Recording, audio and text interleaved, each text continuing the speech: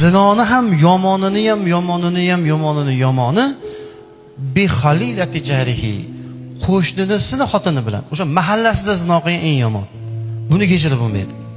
Shu eri Rossiyaga ketgan xotinlarga ko'z olaytirib, telefonda yozib, ushalib olib, xotinini nevarasini oldida sharmanda bo'layotganlar ham mahalla ko'yda oldida yuziga qarab bo'layotganlar ham ko'paygan, Xudo saqlasin.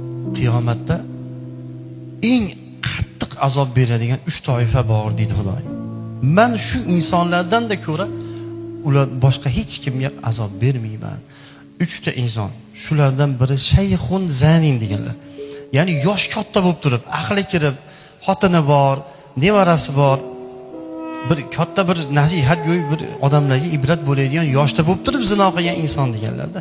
Endi bo'ydagi yigit zino qilsa, qulog'idagi bir shapala orasida nimaday nafsini ko'yiga kirib qo'yibdi, endi yosh bola.